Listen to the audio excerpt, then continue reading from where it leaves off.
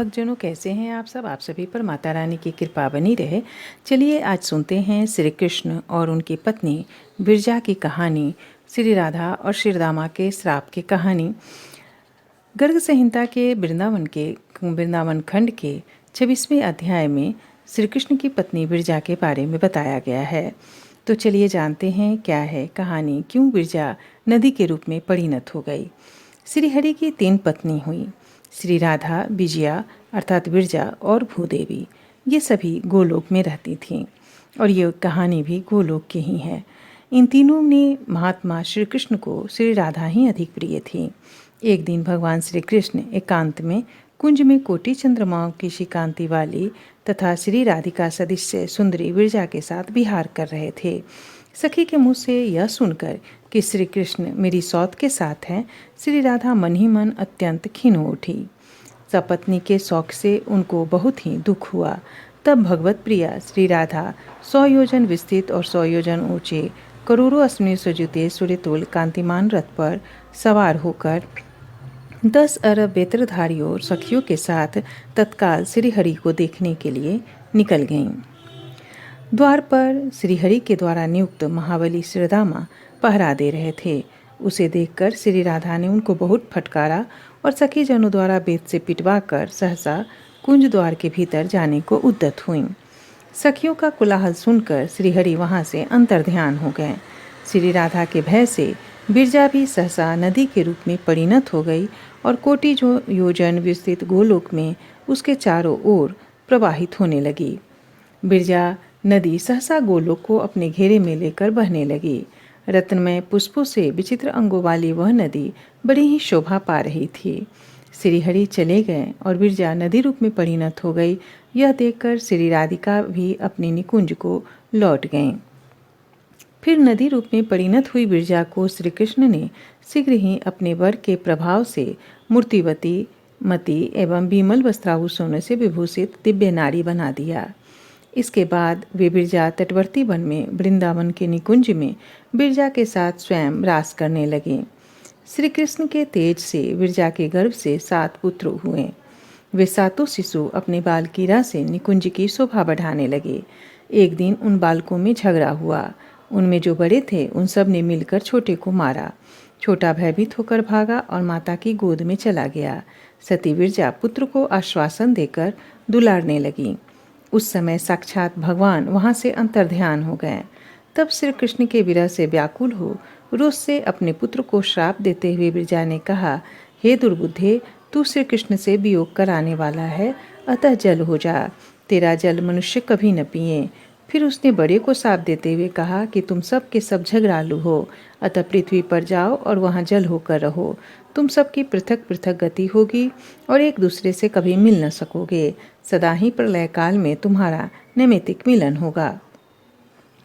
और इस माता के श्राप से सभी के सभी पृथ्वी पर आ गए और फिर वहाँ एक राजा के प्रियव्रत के पहिए रथ के पहियों में बनी हुई परी शाखाओं में समाविष्ट हो गए। खारा जल, इक्षुरस, मदिरा, धृत, दधि, क्षीर तथा शुद्ध जल के वे सभी 7 समुंदर हो गए। 7 समुंदर बहुत ही गहरे और पृथक पृथक द्वीपों में स्थित हो गए। पुत्र के चले जाने पर बिरजा उनके स्नेह से अत्यंत व्याकुल हो उठी। तब अपनी इस विरहनी प्रिया के पास आकर फिर से श्री कृष्ण ने वर दिया कि भीरु, तुम्हारा कभी मुझसे वियोग नहीं होगा। तुम अपने तेज से सदैव पुत्रों की रक्षा करती रहोगी। विदेहराज तदंतर श्री राधा को विरह दुख से व्यथित जान श्याम सुंदर श्रीहरि स्वयं श्रीदामा के साथ उनके निकुंज में आए। निकुंज के द्वार पर सखा के साथ आए हुए प्राणवल्लभ की ओर देखकर राधा मानवती हो गईं और उनको घमंड हो आया। और घमंड होने के कारण उन्होंने इस प्रकार कहा कि वहीं चले जाओ जहाँ तुम्हारा नया नेह जुड़ा है। बिरजा तो नदी हो गई, अब तुम्हें उसके साथ नद हो जाना चाहिए। जाओ उसी के निकुंज में रहो, मुझसे तुम्हारा क्या मतलब। इससे श्री कृष्ण को काफ़ी दुख हुआ और यह दुख सुनकर भगवान बिरजा के निकुंज में चले गए। तब श्री कृष्ण के मित्र श्रीदामा ने राधा से रोषपूर्वक कहा कि श्री कृष्ण साक्षात परिपूर्णतम भगवान हैं। वे स्वयं असंख्य ब्रह्मांडों के अधिपति और गोरलोक के स्वामी के रूप में विराजमान हैं। परात्पर श्री कृष्ण तुम जैसी करोड़ों शक्तियों को बना सकते हैं और तुम उनकी निंदा करती हो, ऐसा मान न करो। तब राधा ने कहा कि तुम बाप की स्तुति करते हो, पिता की तो एक तरफ स्तुति करते हो और एक तरफ माता की निंदा करते हो, अतः तुम्हारी बुद्धि राक्षसों सी है।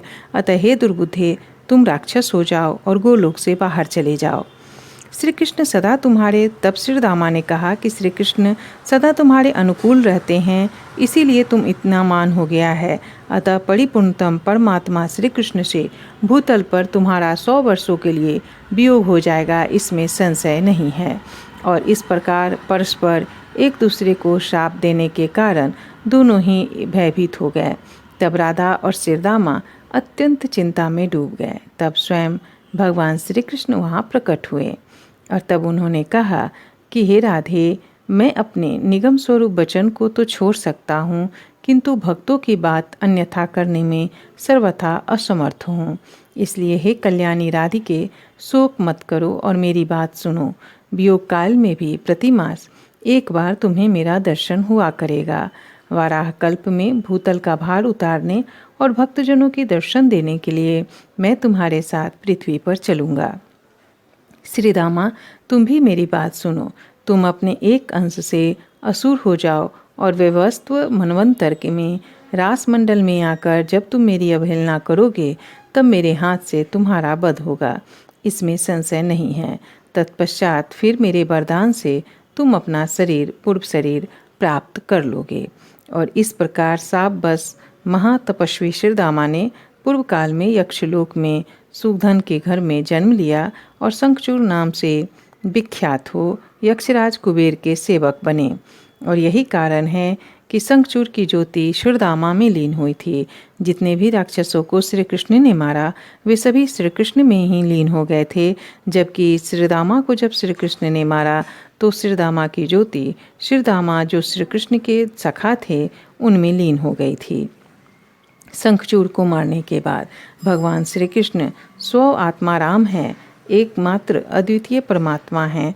वे अपने ही धाम में लीलापूर्वक सारा कार्य करते रहते हैं। जो सर्वेश्वर सर्वस्वरूप और महान आत्मा है, उनके लिए यह सब कार्य अद्भुत नहीं है। मैं उन श्री कृष्णचंद्र को नमस्कार करती हूँ। ये कहानी विरजा के नदी बनने की कहानी और राधा के श्राप की कहानी श्री गर्ग संहिता के वृंदावन खंड के 26वें अध्याय में दिया गया है। दोस्तों, अगर कहानी पसंद आए तो ज़्यादा से ज़्यादा वीडियो को लाइक करें, शेयर करें और चैनल को सब्सक्राइब करना बिल्कुल न भूलें। धन्यवाद।